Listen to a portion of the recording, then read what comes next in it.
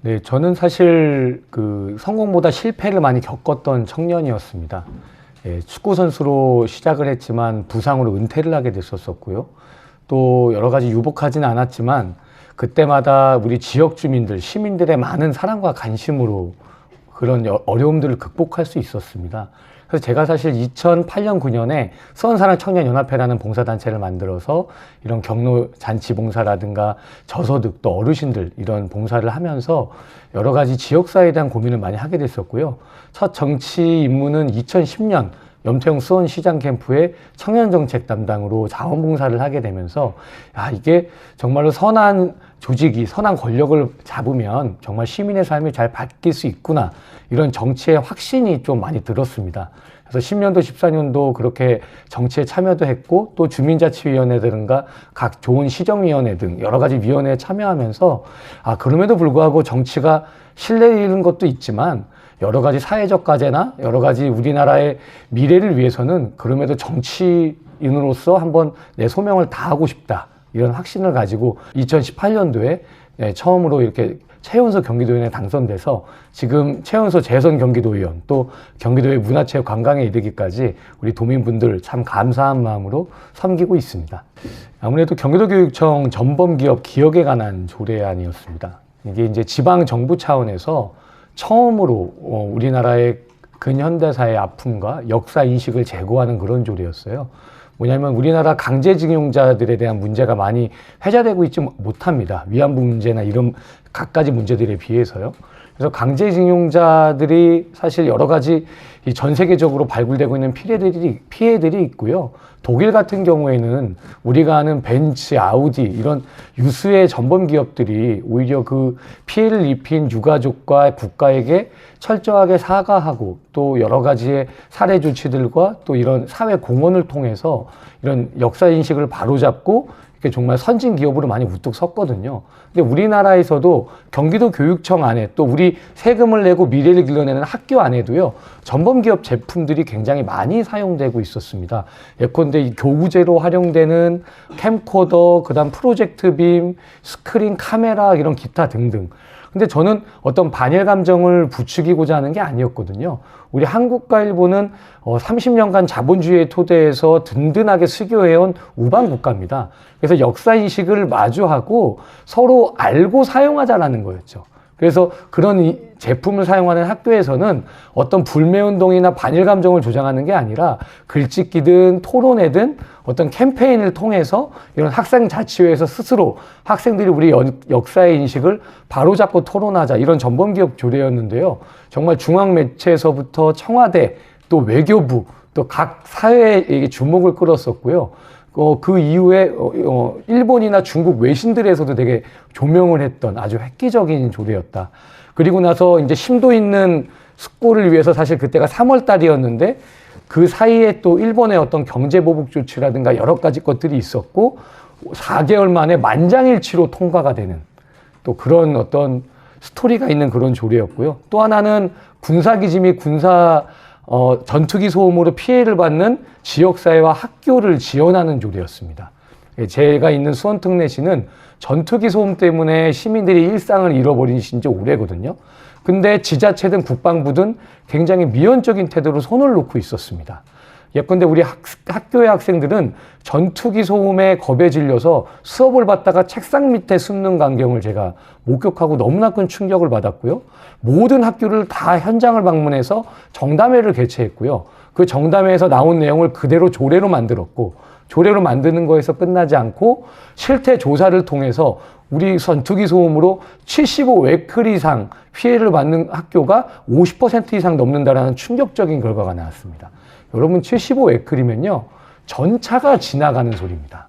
75웨클이면 학습력 저하, 그 다음 정서 불안, 여러 가지 공황장애 등을 유발할 수 있는 수치라서 그걸 최초로 지방정부가 인정했고 2022년도에 처음으로 151억이라는 예산을 편성해서 전투기 소음의 피해를 받는 지역사회와 학교에 지원하게 되는 그런 조례를 이끌어서 이것이 이제 지방자치 대상이라든가 매니페스토 대상이라든가 여러 가지 그 응모 시상에서 이 최우수상과 대상을 거머쥐는 그런 기념을 토하기도 해서 이 모든 것이 어떤 저 혼자 한 것이 아니라 시민과 함께 만들고 시민과 함께 이뤄냈기 때문에 가장 기억에 남는 조례가 아닐까 생각합니다. 제가 첫 문화체육관광위원장에 당선이 되고 나서요, 지금 여러분들이 보시는 이 빨간색, 파란색이 어우러진 국방부 넥타이를 메고 당선 연설을 했습니다. 그때 드린 말씀이 뭐냐? 우리 나라와 국민, 생명, 안전, 그 다음 미래를 위한 일에는 여야가 없다라는 겁니다. 민주당도 없고 국민의힘도 없고요. 이 국방부 넥타이처럼 원팀이 돼서 우리 도민을 섬기자. 그래서 제 슬로건이 우리는 민주당도 아닌 국민의힘도 아닌 문화체육관광 당입니다 였습니다.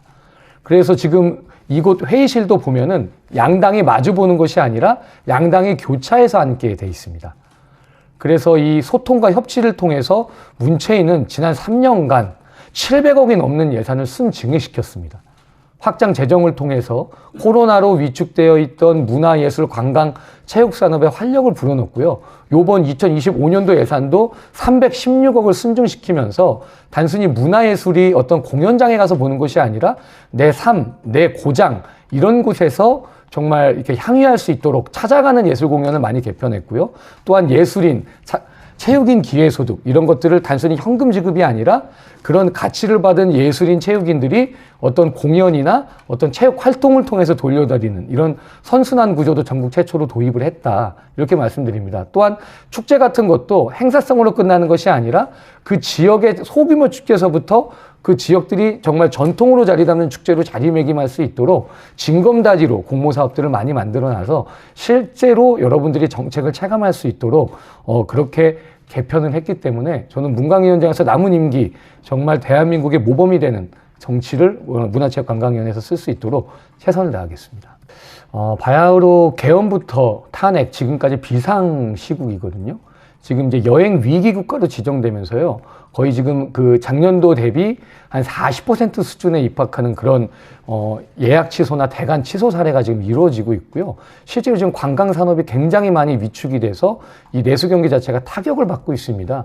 그래서 경기도에서는 80억이 넘는 긴급 민생 지원금을 확보를 해서요. 특히 관광산업 분야에 이런 갑자기 되는 이런 어떤 예약 취소라든가 방문객 감소로 인한 어떤 금융 지원, 그래서 이자 탕감이라든가 여태까지 금융 서비스 지원을 좀 하게 됐고요. 또한 이런 축제 예산이나 관광 예산에 대한 파일을 좀 늘려서 우리 해외 관광객 유치를 공격적으로 할 수 있도록 좀 했다. 그래서 바야흐로 정말 관광 한파인 시대인데요.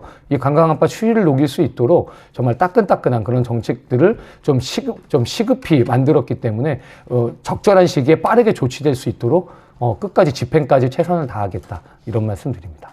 아마도 저한테는 참 운명처럼 느껴지는 게요. 일단 제가 태어나고 자란 지역구에서 선출직 의원으로 뽑히게 되는 영광도 누리게 돼서 저는 그 지역의 가장 현안을 잘 알고 있는 사람이라고 자부도 하지만 수원, 지금 저희 있는 서수원 제3선거구의 지역구 현안이 바로 수원시의 현안입니다.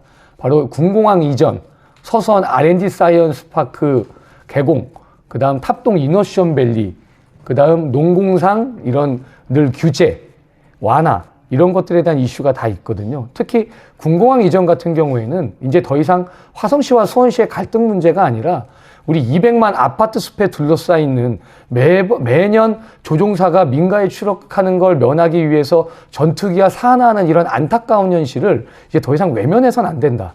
저는 이제 대응 출격 말고 그 이상 안보의 실효성을 잃은 수원 군공항을 이전이 아니라 화성시와 수원시가 힘을 합쳐서 폐쇄하고요. 그 폐쇄한 그 공간을 어떻게 양당 지자체가 상생하면서 공유할지 이 지점을 논의해야 합니다. 이것이 더 이상 이전이 아니라요. 폐쇄입니다. 더 이상 공항이 아니라 공존을 해야 한다고 저는 생각합니다. 이 폐쇄를 해도요. 군사 폐기물을 순환하고 다시 재구조하는 데만 5년에서 7년이 걸립니다. 더 이상 이 선거철마다 나오는 갈등에 시민들 볼모로 잡지 말고요. 냉정히 안보적 실효성이 없는 이 수원군공항을 옆에 화성이나 오산, 이 평택 근처로 이관시키고 왜 이게 200만, 300만 아파트 숲에 군공항이 있는 것이 절대 이젠 안보적으로 저는 실효성을 잃었다. 오히려 더 국민의 생명관전을 위협하고 있습니다. 그래서 저는 우리 수원 군공항 하루빨리 폐쇄해서 그걸 어떻게 활용할 건지에 고민이 있고요. R&D 사이언스 파크는 드디어 GB 해제가 됐습니다. 이제 사업계획 타당성 평가에 추진에 들어갔고요. 빠르면 2027년 이제 사업을 추진하게 됩니다. 우리 최첨단 R&D 사이언스의 어떤 인력과 인프라들이 들어설 거로 예상되고요. 1만 5천 개 이상 일자리 창출, 그 다음 연간 한 5조 원이 넘는 수익 창출 내수 효과가 기대되기 때문에 아마 서수원을 떠나 수원 특례시의 성장 동력이 되지 않을까. 그래서 저는 제 지역 현안이기도 하지만 앞으로 수원 특례시의 미래의 동력을 만들 수 있는 현안이라고 생각하고 최선을 다하겠다, 이 말씀드립니다. 경기 남부국제공항은 꼭 수원시와 하성시의 문제가 아닙니다. 이것은 어느 31기 시군에서도 유치하는 경쟁이 일어날 만큼 매력적인 사업입니다.